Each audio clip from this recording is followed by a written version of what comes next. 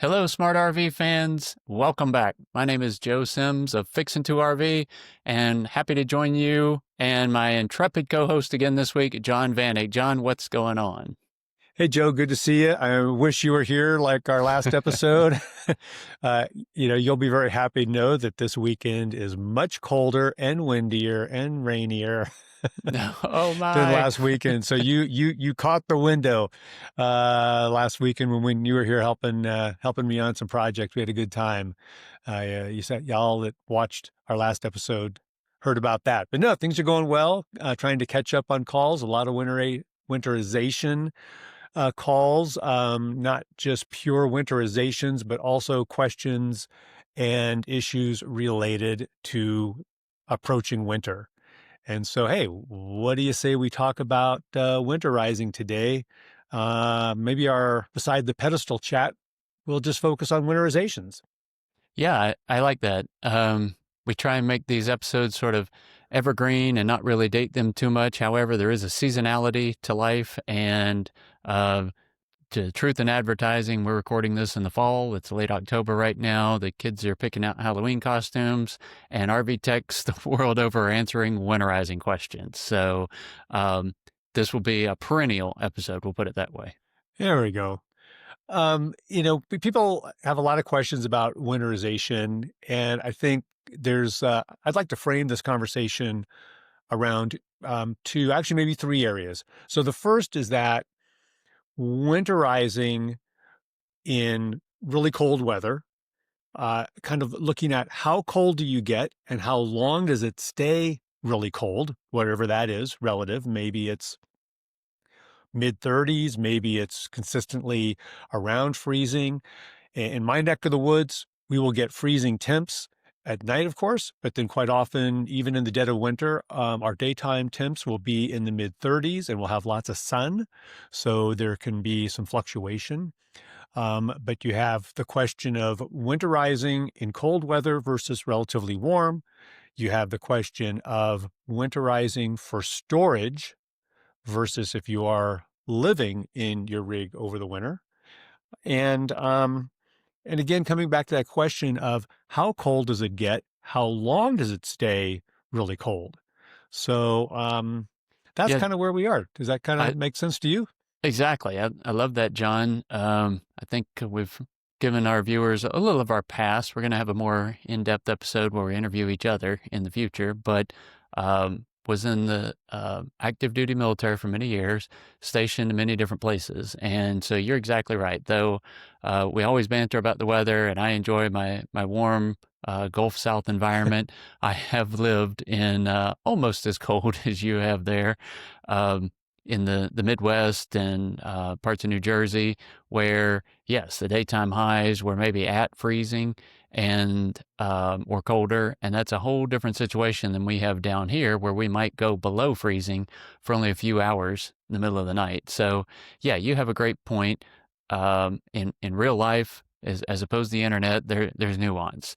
So everyone winterizes to some extent. I guarantee you, even those that live in Key West, they may not be worried about freezing, but they will frequently do things in the winter, which we're going to get to, maybe for rodent control or long-term storage ability, which are maybe not necessarily related to temperature, but everyone does some sort of a off-season preservation. Maybe we should call it that.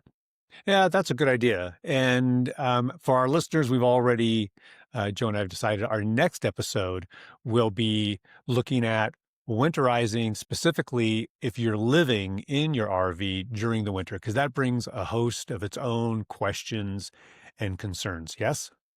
Yeah, exactly. And I'm particularly excited because, again, with this episode, you being the cold guy there, I'm going to defer a lot of questions to you, but we're going to reverse roles and switch out who's in the pilot seat for the living in episode because, unlike John, I actually have lived through the winter in a Class C in Maryland, a medium cold environment, we'll call it, but suffered through some snowfalls, some accumulation, some days below freezing while living 100% full time in a Class C. So we'll be able to go over that in the next episode in a little more details, and I'll explain some hard-earned, hard-fought lessons that I definitely learned as a young RVer in those days. Well, jumping into this discussion of winterization, which again, we want to frame this that we're going to be dealing with issues related to cold and freezing, sub-freezing temperatures. But it can also be, we're going to talk about some things that are just related to winterizing just for storage. Or maybe I should better say just for putting the RV away for the next 2, 3, 4, 5 months, whatever it is, depending on where you're living, and things that you should be doing when you're not using your RV. And one of the first questions that techs are often asked is if you're not able to put your RV under cover, whether it's a totally enclosed storage facility or maybe it's what I would call semi-exposed. You might have a full roof, but you're still exposed to the cold temps. You don't have sides as you're in a storage area. But covering is obviously a really important issue. And so if you are not under a hard cover, whether it's completely enclosed or semi-enclosed, the question becomes, what sort of cover should I put on my RV? And what people are really talking about is either a factory-made RV-specific fabric cover that covers the entire rig, Yeah, anywhere up to a large fifth wheel, fitted right? for your rig. Fitted for your rig, thank you. Versus slapping on some tarps, and of course, the infamous and always handy blue tarp. The old blue tarp. The little old blue tarp. Your thoughts on that, Joe? Yes. While the blue tarp may seem exciting, it may be visually appealing to some, to most it isn't. And yeah, I'm going to recommend against that. There's not a lot of hard and fasts in this world, but I'm going to go ahead and say it, John. I'll put my stake in the ground on this one. You're going to do more harm than good with a blue tarp.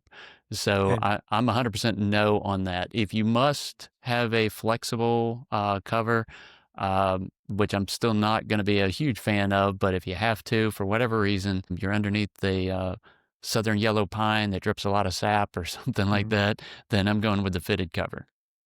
And what's the big concern? You mentioned that you could actually do more harm than good. What's the big concern if you're using any type of plastic sheeting or plastic polyvinyl tarp? Yeah, another excellent question because again, young Joe did learn some of these lessons the hard way.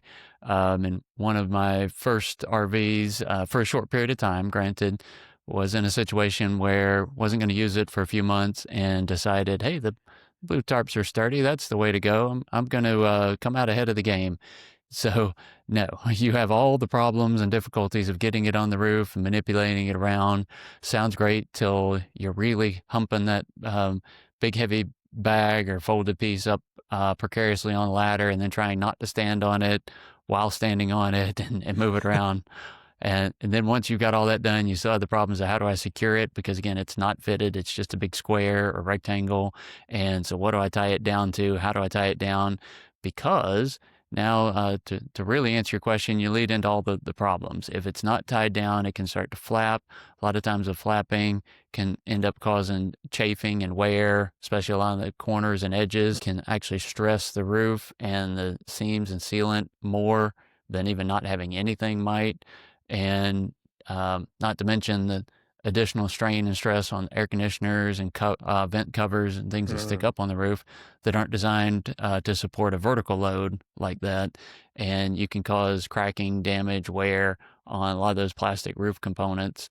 So at the end of the day, they're not going to breathe that well either. And if they do have moisture inside, trap it inside. Again, I just really feel that you're going to cause more problems than good with the blue tarp. I'd like to come back to your last point there about, trapping moisture and anything else that can work its way under the tarp. Are we concerned about mold issues on the roof come spring? Yes, exactly. If you do have some moisture underneath, okay, so what's the big deal? Yeah, it's going to be probably darker because it's blocking the light. It's definitely going to be wet and it's going to be moist, and those are the ingredients you need to have fungus, mildew, mold start to form, things like that.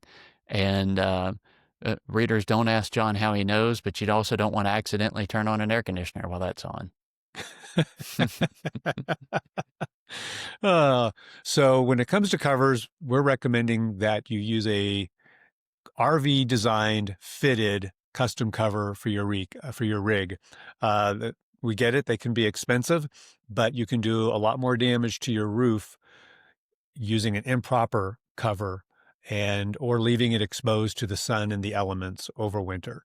And that's And always why we mentioned, in the spring, one of the things that you should do is either, if you're comfortable and safe to get up on your roof, um, great, go do it. But if not, have somebody else or a tech come and inspect your roof in the spring to see if there's been any damage, mold buildup, etc. during the wintertime.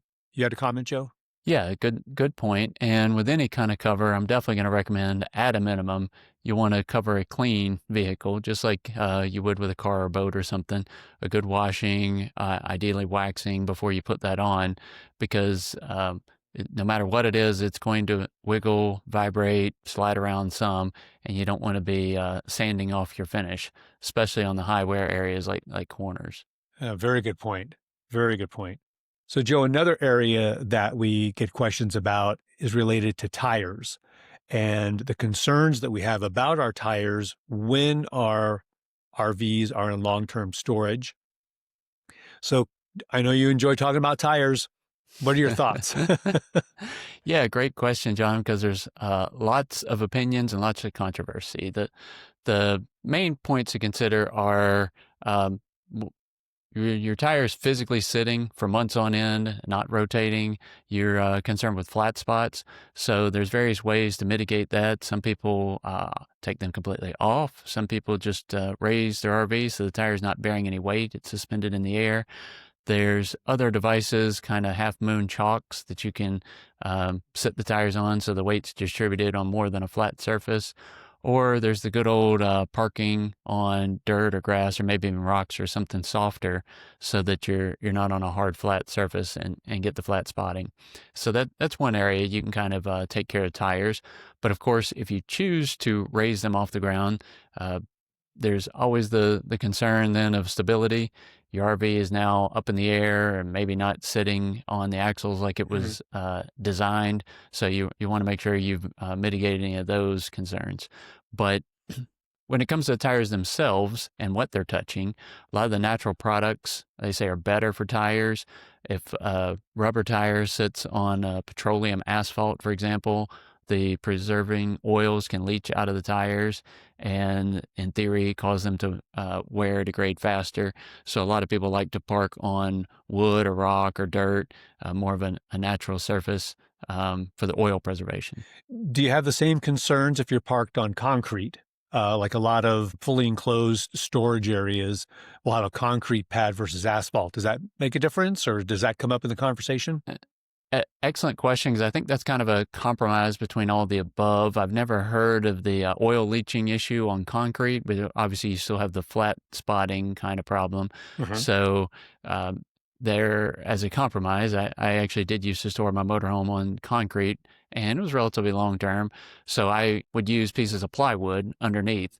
And the reason I did that is I thought I was maybe helping the tire preservation just a little bit as far as the oil leaching issue. But more importantly, from a real practical point of view, it allowed me to put down some plywood squares. And then when I pulled the motorhome into the storage area, I knew exactly where it was parked and could get it right where I wanted. So there's kind of a practical aspect to if you have your tires up on something, you know right where you've parked it. Well, that makes sense. So kind of, you've alluded to like a lot of these concerns, kind of what's the reality? What would be your best practice recommendation for our listeners if they are storing their vehicle? Again, this is not necessarily related to being in deep, cold, freezing temperatures. This is just because, correct me if I'm wrong, but because that shouldn't make a difference. We're just talking about parking your rig and storing it without use for, let's say, the next 4 to 5 months. Yeah, exactly. I would say the main concern then in the real world, what you really want to do is prevent as much UV exposure as you can. So the tires are going to have ozone exposure. They're in the air. Unless you put them in a vacuum sealed bag, that's going to happen. But you can prevent the additional UV exposure, which can help prolong the life of the tire because RV tires the world over seem to age out before they wear out. And we've talked about date codes and the importance of that, but especially for a long-term storage, any kind of a tire cover, whether it's a hard cover, piece of wood or plastic or something, or the good old stretch over custom fit covers, anything you can do to keep the sun off of them, I think is the best policy. And then if you have the ability and you are parking your RV out of direct sunlight, then throw a quarter, half-inch piece of plywood under the tires. Is that kind of your recommendation there? Yeah, I think that's a good way to go. And again, if nothing else, even if it's not doing a ton for the tires, it will do a ton for your blood pressure and help you get her located just right in that storage bay or that spot in your driveway where the slide's still open or closed or the water hose just reaches just right. You'd be amazed at how important that is compared to maybe the tires lasting a month or two longer. All right. So moving on, we're going to shift to something that maybe is a little bit more applicable to areas of the country that do have freezing temperatures. And that is the question about putting RV antifreeze into your system, into your plumbing system, versus just blowing the lines out with compressed air. Yeah, and I'm going to let you take the lead on some of these, John, because being in the colder environment, you've got a lot more experience with this. Why don't you give our fans first kind of maybe some basics of the air only, and then why you should do antifreeze and when you need to. Well, the the advantage to the primarily to the client in just using compressed air to blow out the lines and not using antifreeze either instead of or in addition to the air purge is simply a matter of time and convenience.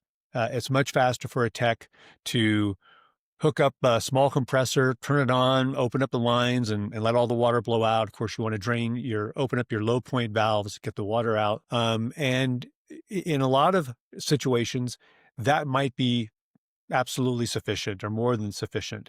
I think, again, it always comes back in my mind to the question of how cold does it get and how long does it stay cold? Yeah. So, as an example, um, in northern Nevada, we're living at about 5,000 feet. And if your RV is parked outside, let's say it is exposed to the sun, if you don't have trees around, you might have your rig in full sun all day long during the wintertime.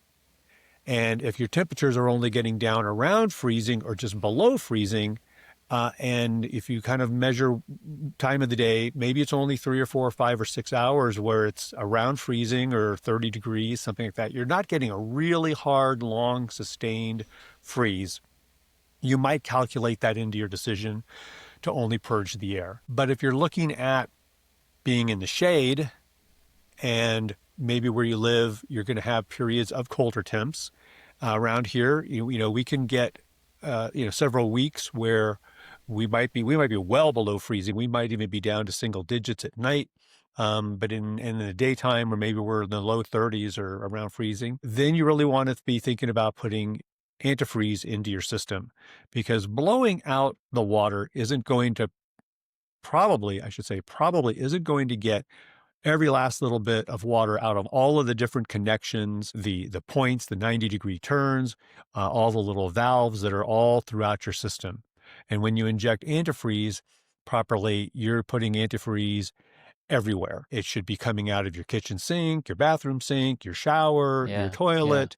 A lot of people forget about their exterior shower hose, water, that you can wash things off that comes off a box on the outside of your RV. You want to make sure you have water going through that fixture. That you have your antifreeze coming out of those fixtures. So So, you can't what? go Quick wrong. question. Quick question. Then, on the air, what pressure, what psi are we talking here? Well, I just have a small air inflator compressor that I use that I carry on my truck, and I'm only putting about maybe 25 to 35 psi through the system. So we're not going for 90 pounds, something like Right. that. Right. Again, Yeah. typically your plumbing systems shouldn't really be going over when you're running water through the system. When you're hooked up to city water, you shouldn't really have more than maybe 45 to 55 psi coming into your rig. So I make sure I am absolutely below that. Yeah, that's what I tell my customers. Hey, we know this rig can handle 40 or 50 psi. Let's winterize using air at, we'll say 30. And so we're not going to cause damage. Another tech tip here for technicians, man, when you've got your regulator turned down that low, you can extend how long you can run a relatively small tank for a pretty long time. So it allows you to winterize with a lower tech air compressor. Yes, absolutely. And I think for our listeners, if you've if you've never winterized your rig, maybe you've taken it to a dealership or you've had a mobile tech come out and do it for you. uh, Winterizing should actually be a pretty straightforward process. However, it can vary greatly from one rig to the other. Yeah, yeah. And here is, we always come back to this every episode, I think, about knowing your rig. And Mm. so a really valuable option for many owners would be to have a mobile tech come out, look at your rig, and winterize it for you, but showing you all the steps and take photos of your valve positions for your water heater bypass, etc. Because you're turning valves on and off, whether you're winterizing or dewinterizing. But it's generally a very straightforward process. And once you understand what to do to winterize and what you do to dewinterize, at that point, you can probably do the work yourself and save a lot of money. Yeah, excellent point, as we have on Smart RV. uh, because I've had several customers actually in the spring call me and say, "Hey, somebody winterized this. I figured I could unwinterize it, but I wasn't paying attention. What steps did I miss?" And they had some valve alignment issues. And just, my personal experience is that when I go to look at a rig to winterize, in the back of my mind is like, okay, what am I going to find? And a lot of the first 5-10 minutes might be just really looking at all the lines, looking at the rig, looking if they have an inlet specific for antifreeze.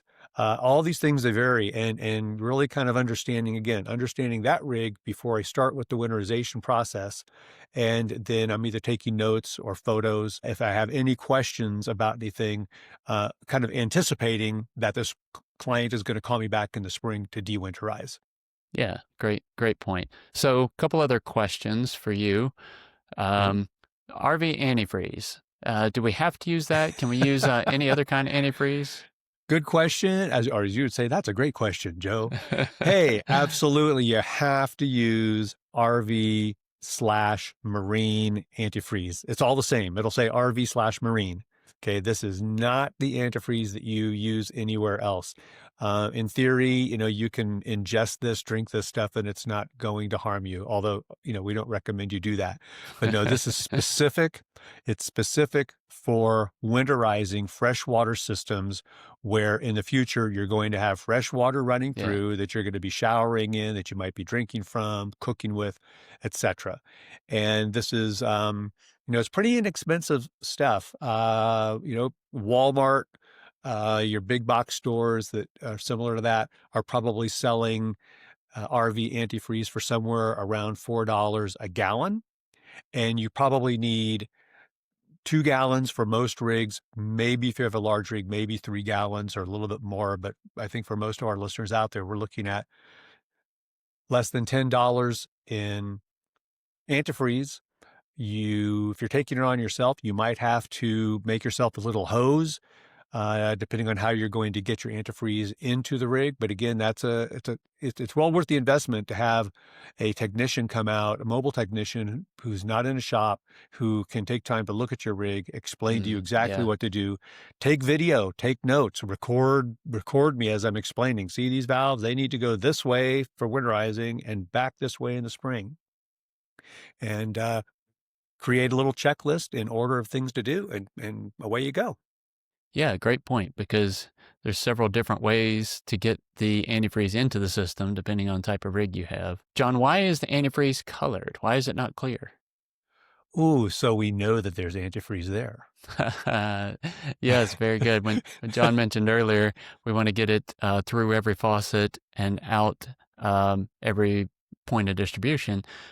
That's why they color it. Generally, it's pink, and you can run until the water turns from clear to pink in the shower. You know you've got antifreeze all the way to that point. Same thing with toilets, sinks, outdoor showers, things like that. Yep. And most of our plumbing is 1/2 inch PEX, plastic pipe, half-inch in diameter, running throughout a rig. So that's where you'll see it. It really doesn't take much in the way of RV antifreeze. Again, a couple of gallons should be more than enough for most rigs. And we're talking about flushing it through the system, so it's coming out the faucets. But then once you have that, if it's pink coming out, shut off the faucets, and then you're going to end up with a gallon or half a gallon, and then go and pour that antifreeze directly into your sink drain, your shower drain, your bathroom drain, your black tank, through the toilet. So you're getting plenty of antifreeze into the actual holding tanks themselves. And And the so P that will traps, keep, yeah. and the P traps, exactly. And that will, that's the other part of the system that we are protecting from freezing temperatures. So for other specialized tools, we kind of skipped over how, if we go the compressed air method, how do we get the air into where the water should go in the RV? So there's a little fitting. Oh, that's a good question. I'll see if I can't find a photograph and put it up here over our Okay. screens. But there is a little fitting you can purchase from any RV dealership, excuse me, online, and it's simply a Schrader valve, just like your old time bicycle air valve or car air valve, a Schrader valve, and it's fitted to a brass fitting that screws into your city water inlet. So you screw that into your city water inlet, you attach your compressor to the Schrader valve, turn it on, open up all of your faucets, and let the air run. Okay. So a couple specialized adapters, parts, and tools, and we'll put those in the show notes or links to them. Yep, we will. So that's you'll need one of those if you're using compressed air.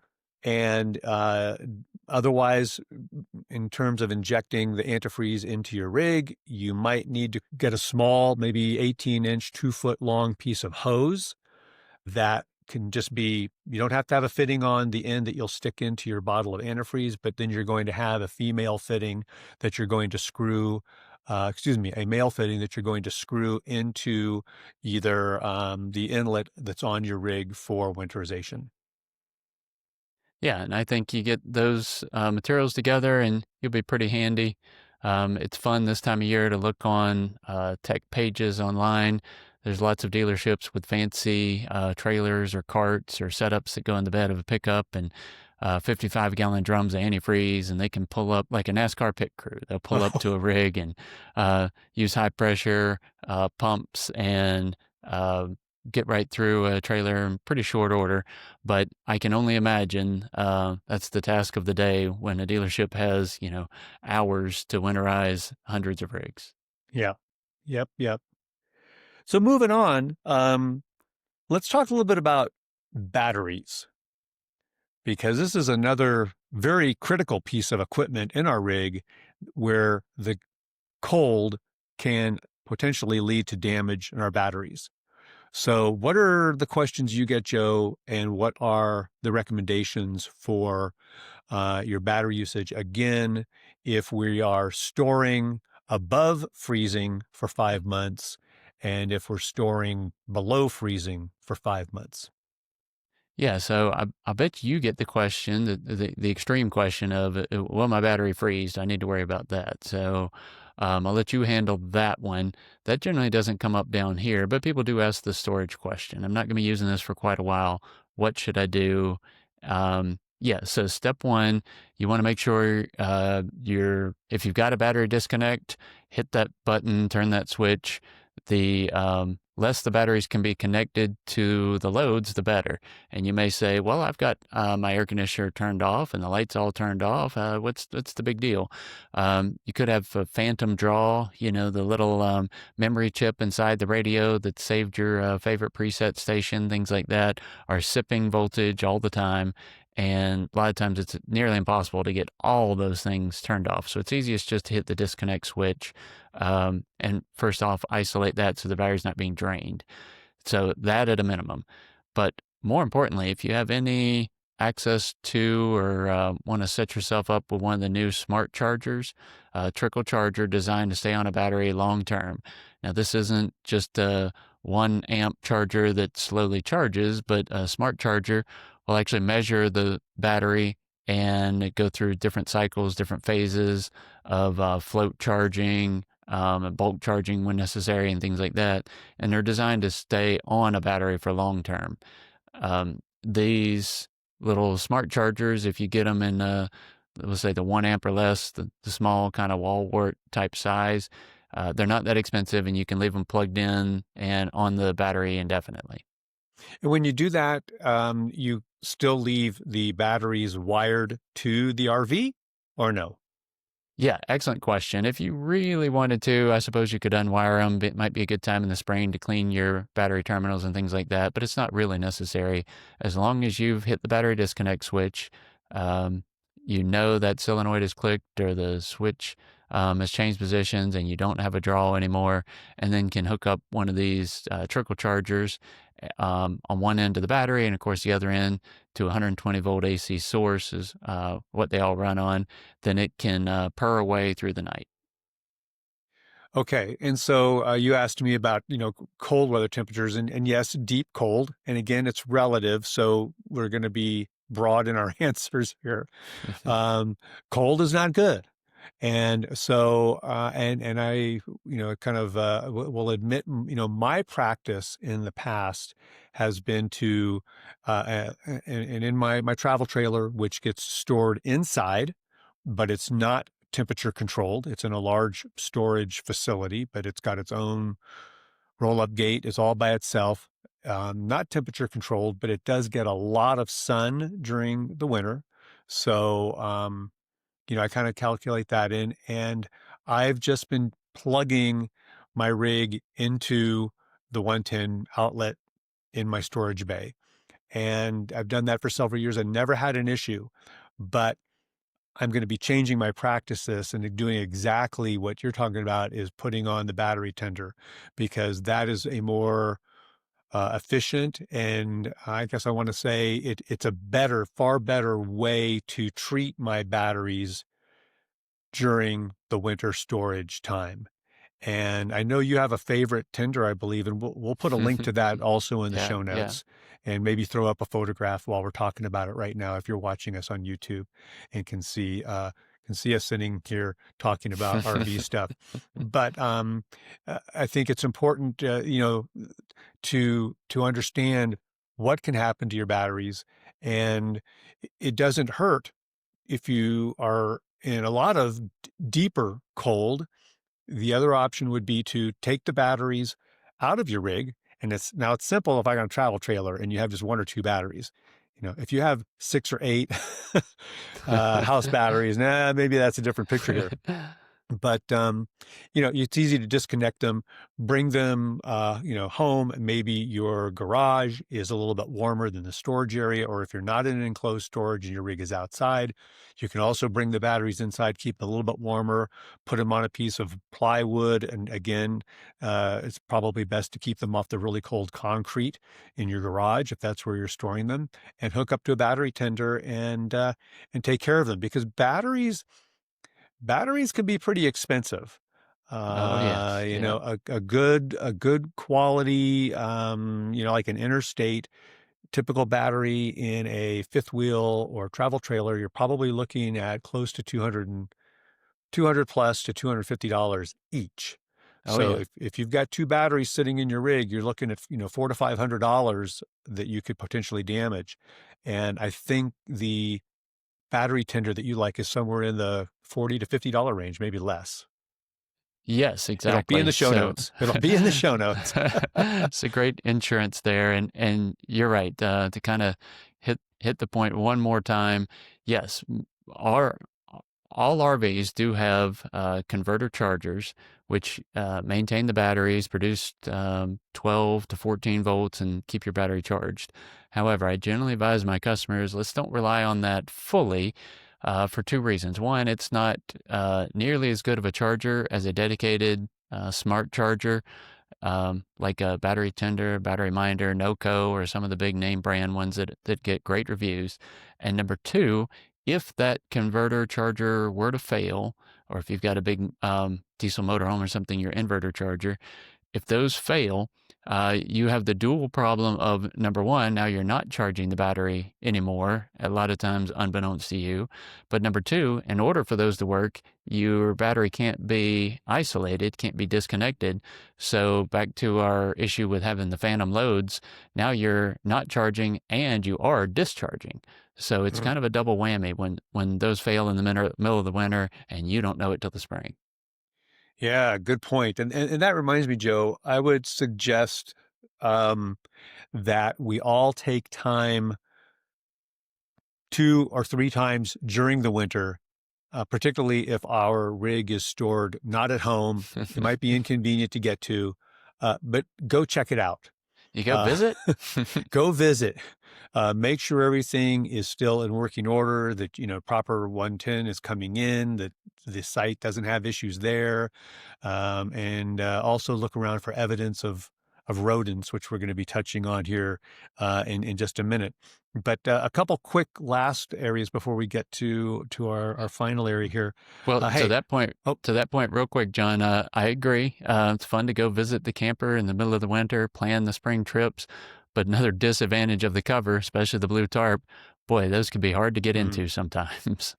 very good point. Very good point. Thank you.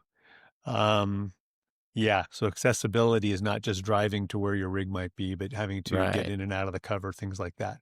right. Yeah, actually, side note, a good friend of mine, a neighbor, has a new travel trailer, and they built a um, shed that just kind of covers the top and kind of comes down from the roof, if you will. So it's open on all 4 sides, but there is skirting on the vertical walls that come down about 18 inches or so.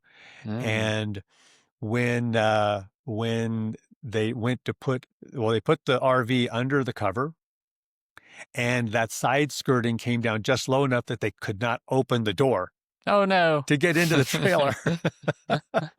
So luckily they were on a gravel pad, and so they pulled out the trailer. They went in with a tractor. They dug down about 4 inches, put the rock back. They were 4 inches lower, and now they can get into their rig. So see, there's always a way to adapt, improvise, and overcome. So let me ask you this: slides in or out? If you're well, again, if you're not in a storage area big enough to open them, that answers it. Yeah. But why Yeah. why would you not? Why would you consider having the slides out in the wintertime if you're not using your rig? Um, Good question, because I'm generally a slide in guy. I think that kind of makes the most sense. Generally get the tightest seal, the slide toppers, then you don't have to worry about them flapping, and a few other considerations like that. But to answer your question, you did ask, why would you have them out? I could make a strong argument, depending on your floor plan and layout, of accessibility. So most Hmm. motorhomes you can get around with slides in because they go down the road and that's what happens. But a lot of travel trailers, especially some of the big fifth wheels, the minute you say, okay, I'm going to have the slides in, what you also say is, I'm going to deny access to bathrooms, kitchens, and things like that. You may not be able to winterize. You may not be able to check on during the winter. It may be a mystery then in the spring when you open it up and find out, oh, we forgot to close the bathroom vent and it had a bunch of cold, moist air come in all winter. So, uh, my biggest reason I would be thinking I wanted the slides out would be for accessibility. And this comes back potentially to our battery question, because if it sounds like, and I think we're recommending that you take care of your batteries properly, which could mean removing them from your rig, bringing them to your garage, And now if you've got your slides in and you need to access your RV during the winter, that could require you to take those batteries, put them back in long enough to open Mm. up the slides, Yeah. right? Wait, Well, you've got this 110, this depending on your setup, all right? this Because winter visit is getting to be a lot of work. it can be, but again, coming back to know your rig, also know the capabilities of your storage area. If you've got Mhm. 110 to plug into, that's different than if you don't. So again, you just want to kind of be thinking everything through here, I guess is really my main point. I think we'll talk about skirting and hay bales maybe next episode when we're talking about living full time through winter. Yeah, those topics will fit very well with living in it. So I like that plan. Okay, so then that gets us to our last question here, last concern, at least for today. And again, listeners, if you have questions about your rig, if you have questions that you would like Joe and I to answer, all you have to do is send us an email. And our email address is Contact contact us. us. Go ahead, Joe. Contact us at smart-rv.com. There you go. And we will do our best to answer your questions and get as specific as we can to your rig if you're asking specific questions about your rig. Yeah. So rodents can be an issue at any time of year, but it certainly seems to they raise their ugly heads in wintertime. And so again, this is a concern. It can be a concern even when your rig is parked inside in an enclosed storage facility. Obviously, if you are parked outside, and again, depending on your area of the country, this is something you're going to have to maybe ask some local techs. What are your concerns if you're not Yeah. familiar? But how do you? Well, let's go to Gulfport, Mississippi. If you're putting your RV away for 4 or 5 months, what are your rodent concerns and how do you combat them?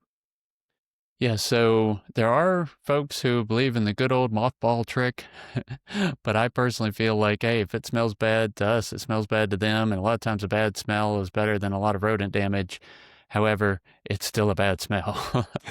So proceed with caution down the tried and true path there. There are other off-brand kind of things that don't necessarily have that mothball smell that are not pleasing to rodents. Some folks try and use those with varying degrees of success.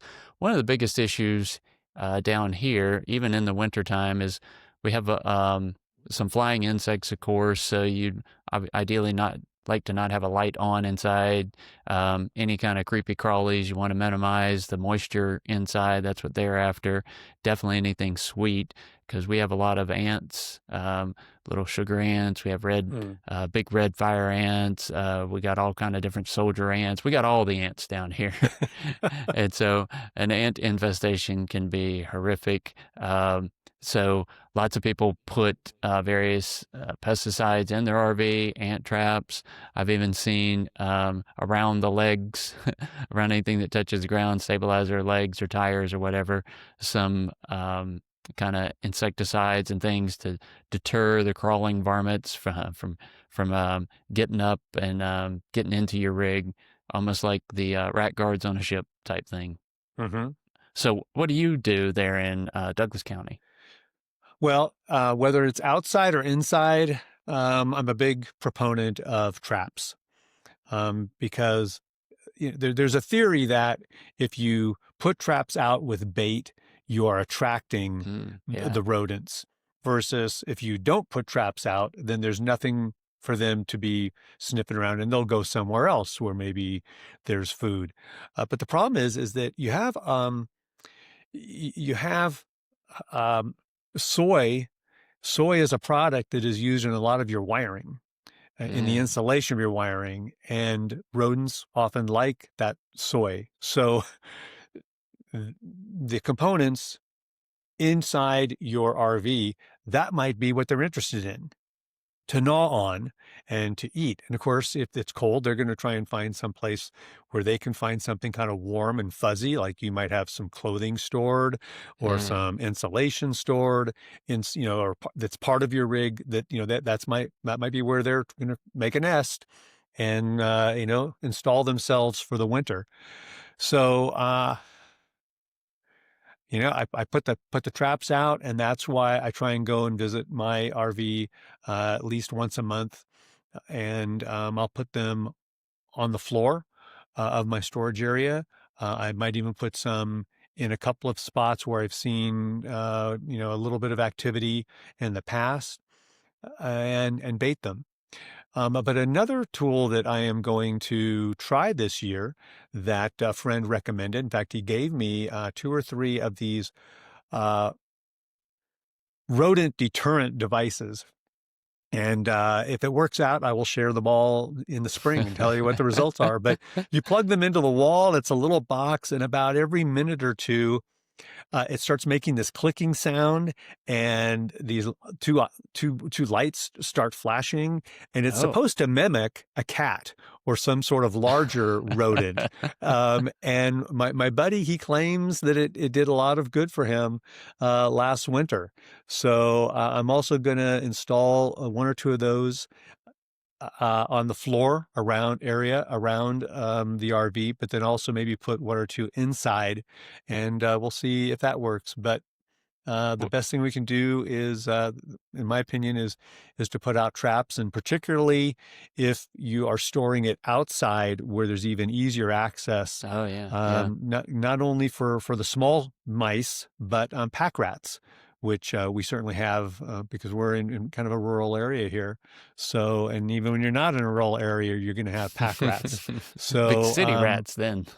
big city rats. So again, you got to take precautions and protect your investment, because we all know that RVs can be very expensive to maintain, but also to repair. And Yeah, I've got um, a friend that unfortunately is battling post-infestation issues now, and he's commented several times it doesn't ever seem to end. As soon as he's got one section of wiring or insulation or something repaired, he discovers something else. So yeah, they they can have the ability to total a rig, believe it or not, if the damage is severe enough.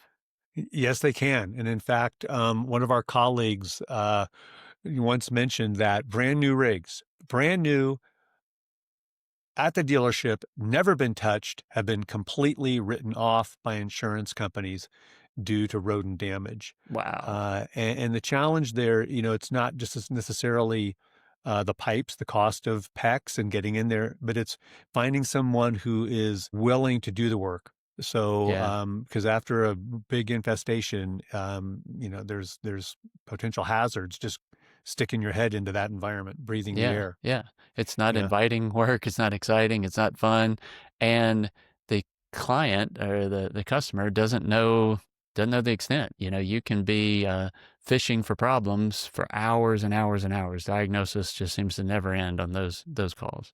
absolutely. So, well, that kind of wraps it up. We've had a long episode here, but we've been talking about concerns with winterizing your rig. Again, I think it's a good recommendation if you feel like you can take this on, but you're just not sure of the process for your particular rig.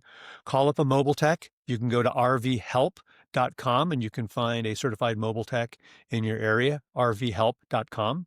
And if you have questions, send us an email.